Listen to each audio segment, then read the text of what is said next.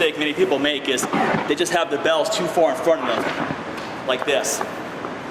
At the same time, we don't want to have them too far back, because we need to be able to get that pre-swing to get the set going. So about right at toe level is where we want to be, or basically right in front of the feet rather. So about right here. Okay, now you want to bend our knees slightly, sit back, load up the hamstrings. So you should feel a nice stretch in the hamstrings and glutes right now. The way we want to grab the bell is put our hand all the way around. So the handle is going to be at the base of my hand, right here. So rather than grabbing the bell high, where it's at the bottom of my fingers, I want to grab all the way down. This is basically a hook type motion. The reason why is this gives me a lot more control, because there's always going to be that fear on the outside of your feet that you're going to bang up your knees, your calves, and that can happen if you don't have the right level of control. As the bells get heavier, you need the bell to keep them in place. What we want to avoid is the bells flopping around like that. So putting the hand all the way around, pulling the fingers around like this, really helps us hold it in place. So again, here's the starting point.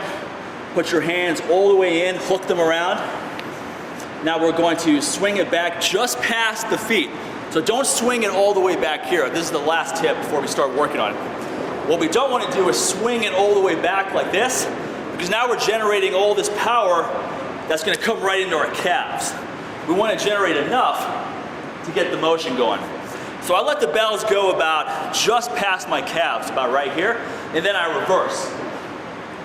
So I actively reverse. So here's one more set in motion, and then we're going to practice this one. I'm going to breathe in as I swing the bells back. Breathe out.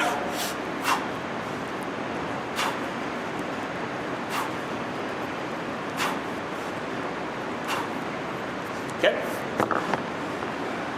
There's often, again, that fear that you're going to bang up your knees. So what I often see is this, the knees kind of caving in as the bells come down. So what we want to do is take a closer stance to start off with. I mean, generally I want to be about right here. But when I first started doing this drill, I took a really close stance because I had the same fears. I didn't want to bang up my knees or my calves. So let's do one more set where you basically have your feet touching, load up, swing back, and just take it to about chest level. So about right here, don't take it overhead yet. Now what a couple of you are doing is basically a handshake grip. That's okay, just to get the motion when you get started. But as the bells get heavier, you want to have more of a pronated grip, because it'll start straining your elbows after a while. So one more way to have control is to make sure that our hands are all the way over here at an angle. So rather than holding the bells in the middle, let them slide all the way over. So now they're closer to my body. This is going to give me more control as well. Because when I hook my hand around and I push it up against this access point, so basically you're holding it like you would a gun. If you were going to hold the kettlebell like a gun, your hand is going to be all the way to one side. That's what we're going to do here on double swings. This is going to give me one more control point. So now I can load up, and when I load up, I'm not going to look forward. I want to keep my neck in line with my body. So right here, I'm just going to look at the floor in front of me, and then when I come up, I'll look straight ahead.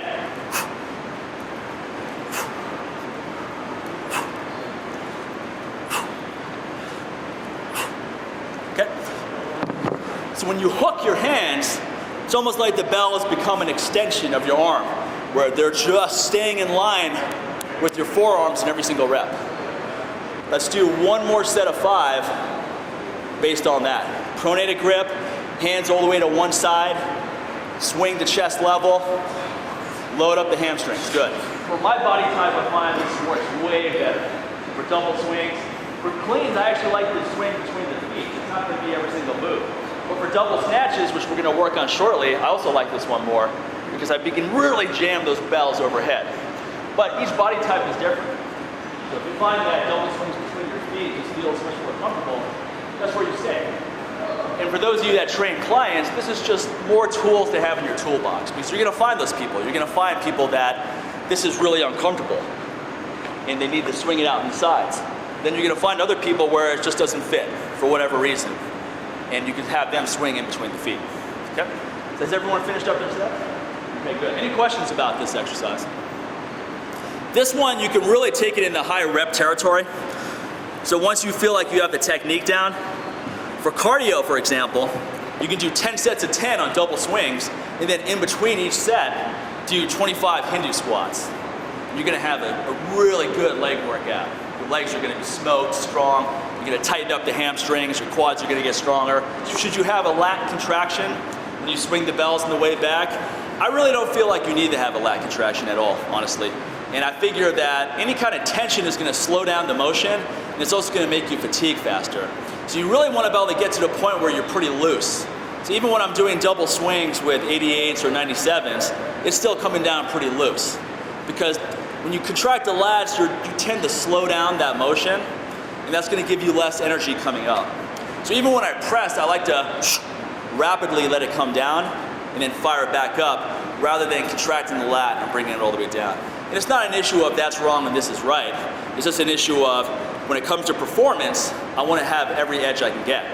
So if I'm doing cardiovascular training where I want to be loose, you really don't want to have any tightness. The only place you're going to tighten up a little bit on double swings is at about right here. At about right here, you'll contract the lats a little bit, pull the shoulder blades together, and that once, it only happens for a split second as well. You're not holding it there for 5 seconds. But that's just to counterbalance, especially when you get into heavier weights. But then you're really gonna loosen up as you swing down. All right, great. Any other questions? Okay, good. Let's move on to double cleans outside the feet. Double swings came really fast to you guys, so that's excellent. That's what I like about these intermediate courses. We can really get into some fun stuff. We don't have to spend an hour on how to do a clean without banging up your wrist and stuff like that. We can move into some cool stuff. So the technique is gonna be very similar as what we just did. Same loading up. Make sure you're trying to sit in a chair behind you, because we really wanna load up the hamstrings. Some people make the mistake of just caving forward, and we wanna send all that energy back. The same way we're gonna load up as if we were gonna jump forward as far as we can is the same way we load up here.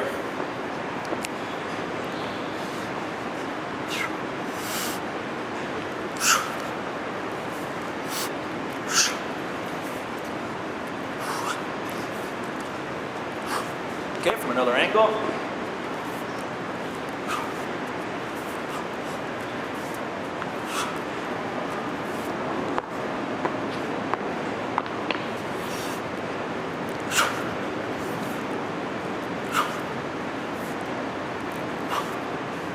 Okay.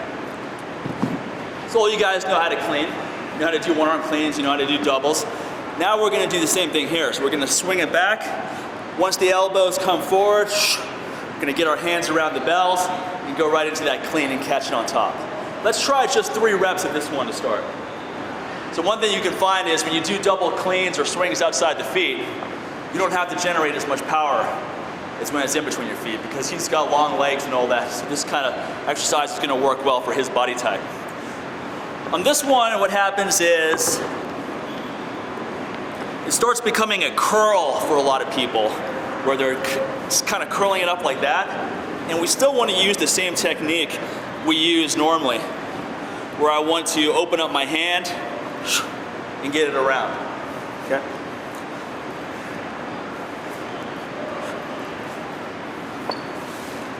If you use a crush grip the entire time, with swings we want to use a grip that holds it in place. With cleans, we're gonna start with a fairly tight grip when we grab it. Once we get it in the motion, we have to open our hand, get it around the bells. Otherwise, it's gonna come around and bang you up, right? And it's gonna come around and bang you up even harder with this exercise, because again, we have more freedom of motion with the arms.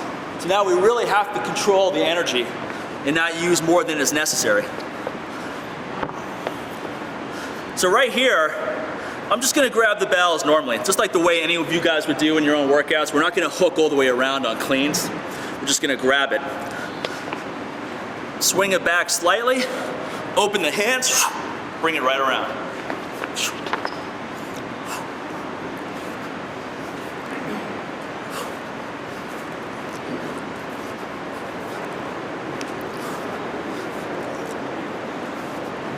Okay, let's do one more practice set of just 3.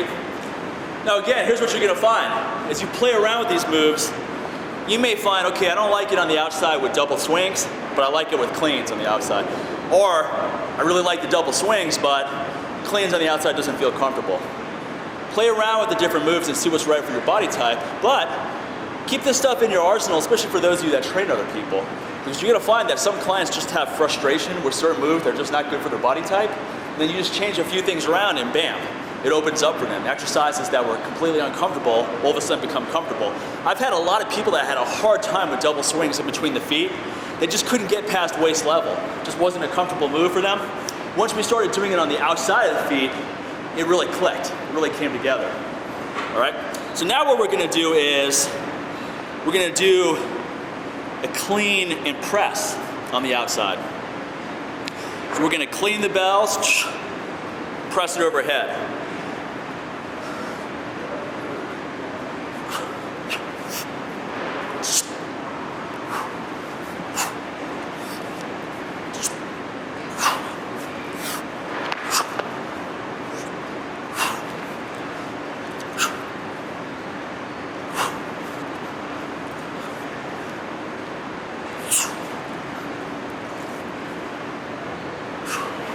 Okay. I have a lot of pressing points to cover, but let's see where everyone's at. Many of you have been through my courses or have seen my videos, so you're familiar with a lot of my pressing moves. Clean it, hold it in the rack for a second, let your shoulders drop, press overhead. Let's just do 5 reps, clean and press. Go ahead and park it. Let's go over some pressing techniques too. Presses look pretty good. We're just gonna do a few modifications. Now, the way I like to have the bell in my hand when I press is, I want to have it all the way down here at the bottom of my hand. Let me just grab a really light bell to demonstrate this. Make sure I'll make this my new Facebook profile page. All right, profile pic. Okay, see where the bell is resting in my hand? Now, many of you may not be familiar with this technique. Most of us tend to hold it up here like a dumbbell. That's fine. But when we really want to maximize performance, we want to have it all the way down here like this, where the handle's at a 45-degree angle. Not only does this help keep the bell in place, my wrist can't pull out now. It'll take my whole forearm, but even that's not going to happen. When we have it up here, this is what tends to happen, right? Once we start fatiguing, that's not possible now. So now it's almost like it's become, again, a part of my forearm. And then we just put our fingers around top like this and crush it overhead. Now, when we have the bell down here at the bottom of the palm, there's sensors here that are connected to our central nervous system. So when they're activated, we're gonna have a much stronger press. So even when I do something like a bench press, the barbell bench press, rather than just grip it like this, my trainer Mark Philippi showed me how to shift my hands up a little bit like that.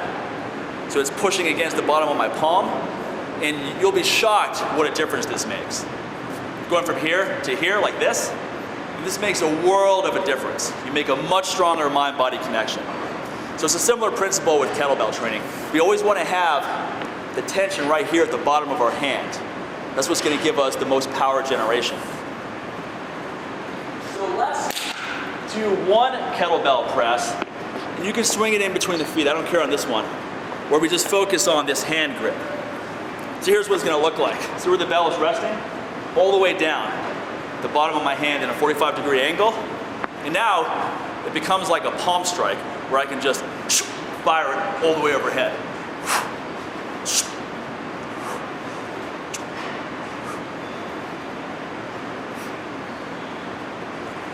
Okay? So let's do some one-arm presses and practice that. So now we want to apply this technique. Anyone having trouble with this, by the way? Just sliding your hand all the way through? It takes a while to get used to. But you will find it makes a big difference. I learned this technique from Valery Fedorenko, one of the best kettlebell lifters in the world.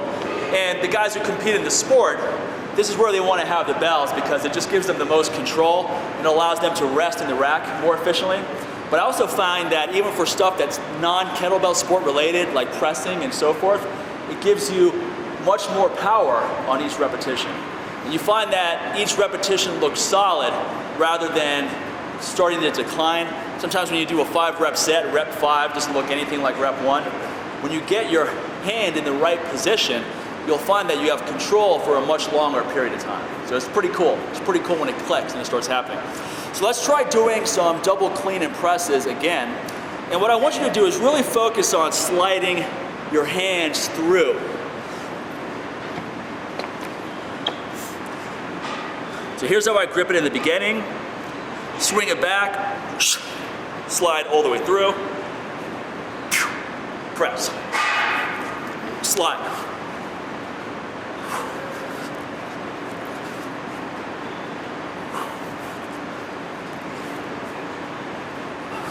And I like to look straight up when I press. So if I look that way, it's gonna go over here. If I look forward, I don't have as much of a connection between what I'm doing. But if I look straight up, it goes right where I want it to go. So we want to go straight up. We want to have the most efficient movement pattern when we press. Are you focusing on the bells as they go, or you have a target before you press? It's a good question. The question is, are you focusing on the bells as you press overhead, or do you have a target? I focus on the bells. But if you want to have a target, that's fine. And it's kind of like when you do incline presses with dumbbells, where you're just looking at the dumbbells going overhead. Try doing that, try not looking at the dumbbells, and you're not going to be anywhere near as strong. So there's more confidence that comes. Also, when we tip our neck back, we're able to generate a little bit more tension as well. That gives us more control on the pressing. There's some connection between the neck being tilted back and a strong press overhead. So you tend to notice that a lot of the really strong pressers, they may not look all the way up like that, but they're looking up at the bar as it goes overhead. Let's try one more set of 3, just 3 reps this time. Focus on sliding your hands all the way through so that the bell is at your palm. And then imagine you're striking overhead. Just explode all the way to the top. We're gonna go through more pressing later when we focus on doing what I like to call the relaxed press, where we clean it in between our feet and we relax in the rack position in between each repetition. And there's nothing like a great rack to really give you a good press. I'm gonna have to start getting a laughing machine behind me so I can push a button. Applause, laugh. Boy, you guys are more tame than that Fort Lauderdale group last week. I thought they were about as tame as you could get. All right. Okay, so back to pressing with kettlebells. One more tip is, we don't want to try to open it up like this and go around the head. That's going to put more strain on the shoulders. What we